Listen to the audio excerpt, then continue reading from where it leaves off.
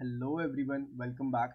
और आज हम लोग इस वीडियो के अंदर एक काफ़ी इम्पोर्टेंट टॉपिक कवर करने वाला है CSS का, जो कि है फ्लेक्स बॉक्स। ये डिज़ाइन पॉइंट ऑफ व्यू से एक काफ़ी इम्पोर्टेंट टॉपिक है और उसी के अंदर हम दो और प्रॉपर्टीज़ देखने वाला है जो फ्लेक्स बॉक्स के ऊपर डिपेंड करती है, जो कि जस्टिफाई कंटेंट और अलाइन आइटम्स। तो इन प्रॉपर्टीज़ को भी आज हम लोग काफ़ी अच्छे से देखने वाले हो, कैसे वर्क करती है और उनकी मदद से हम लोग अच्छे अच्छे डिज़ाइंस कैसे इम्प्लीमेंट कर पाएंगे। तो चलिए जल्दी से VS कोड में चलता है।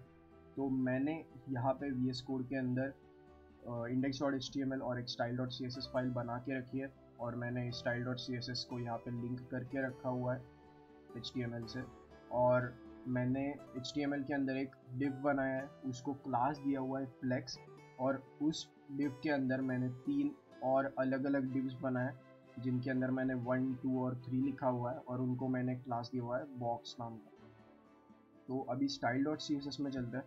तो style.css में मैंने बेसिकली पहले मार्जिन और पैडिंग दोनों 0 करके रखी हुई है, और जो हमारा बॉक्स क्लास है जो कि इन तीनों डिव्स को अप्लाई हो रहा है, तो उस बॉक्स क्लास को बेसिकली मैंने बैकग्राउंड कलर वाइट दे दिया हुआ है और उसकी पैडिंग मैंने 80 पिक्सल कर दिया और मार्जिन मैंने 10 पिक्सल कर दिया। तो अभी मैं क्या करने वाला हूँ कि जो हमारा फ्लेक्स है, जो कि एक डिव है, वो जो इन तीनों बॉक्सेस को कंटेन करता है, बेसिकली एक कंटेनर है जो कि इन तीनों बॉक्सेस को कंटेन कर रहा है। तो उसको मैं यहाँ पे टैग करने वाला हूँ, और जो हम फ्लेक्स बॉक्स, जो हमारी डिस्प्ले फ्लेक्स जो प्रॉपर्टी होती है, वो हम जो कंटेनर होता है जिसके अंदर के कंपोनेंट्स को हम लोग को फ्लेक्स कराना है, उस कंटेनर को हम लोग डिस्प्ले फ्लेक्स प्रॉपर्टी लगाते हैं। तो इसके अंदर उससे पहले विड्थ जो है वो मैं 100% लिखने वाला हूँ यहाँ पे। इसकी विड्थ 100% करने वाला हूँ और इसकी जो हाइट है वो मैं 500 पिक्सल करने वाला हूँ। और इसका बैकग्राउंड कलर मैं ब्लैक रखने वाला हूँ, क्योंकि हमारे बॉक्सेस का कलर वाइट है और इसका कलर ब्लैक है, तो हम लोग को अच्छे समझ में आ जाए कि एग्जैक्टली वो फ्लेक्स बॉक्स वर्क कैसे कर रहा है और दिख रहा कैसे है as a point of user interface. तो मैं अभी इसके बाद मैं डिस्प्ले फ्लेक्स प्रॉपर्टी लिखने वाला हूँ,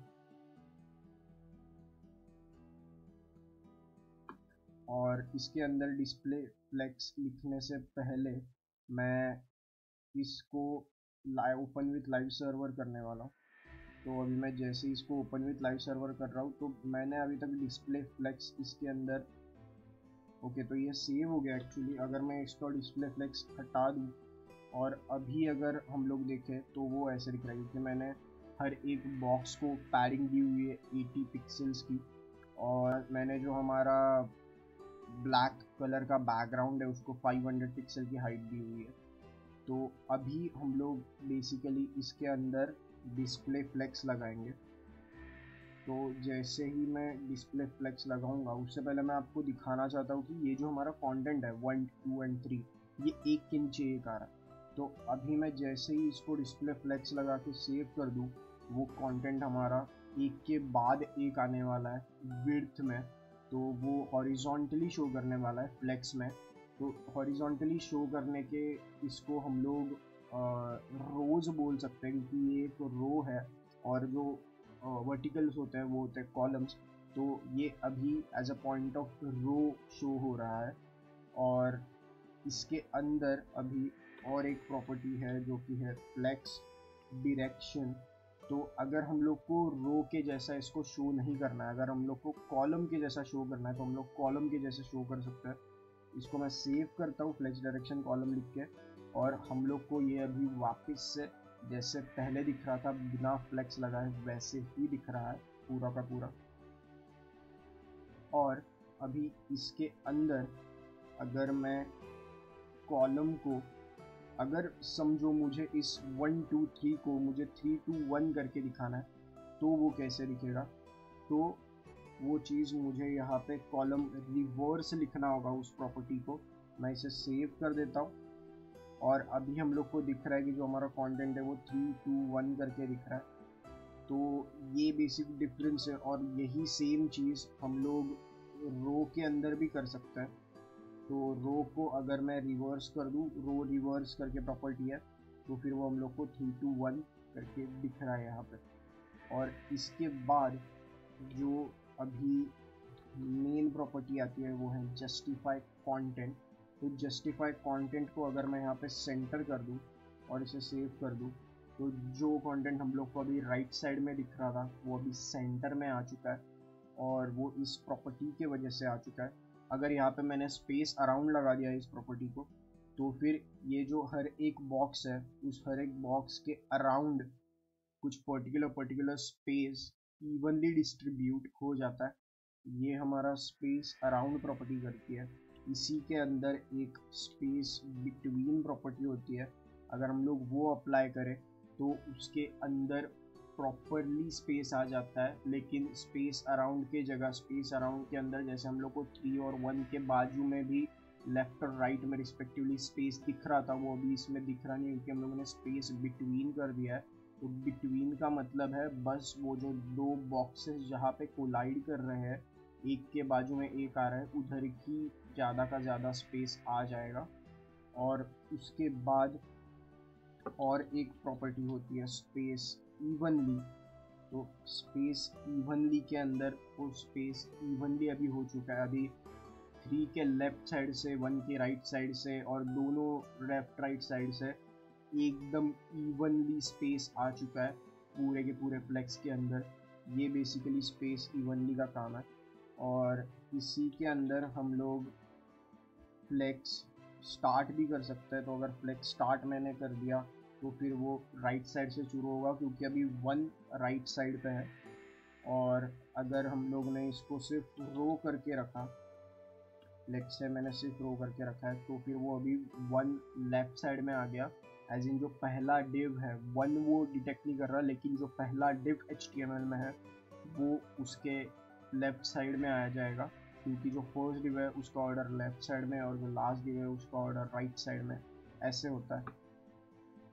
उसके बाद अगर मैं यहाँ पे फ्लेक्स एंड कर दूँ इसे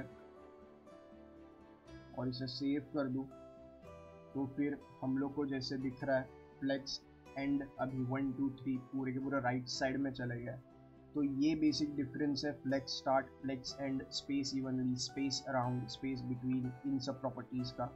और ये जो अभी हम लोग ने किया स्पेस अराउंड, स्पेस इवनली, ये सिर्फ विड्थ में हॉरिजॉन्टली स्टाइल हो रहा था। अगर हम लोग को इसे वर्टिकली स्टाइल करना है, अगर मुझे इन सब चीज़ों को वर्टिकली भी मुझे सेंटर में लाना है, तो मैं वो कैसे कर सकता हूँ? तो अगर मैं इसको फ्लेक्स एंड के जगह अभी के लिए मैं अगर इसको सेंटर कर दूँ और इसे सेव कर दूँ, तो ये बस हॉरिजॉन्टली सेंटर में आ रहा है। तो अभी हम लोग को और एक प्रॉपर्टी का इस्तेमाल करना है उसको वर्टिकली सेंटर में लाने के लिए।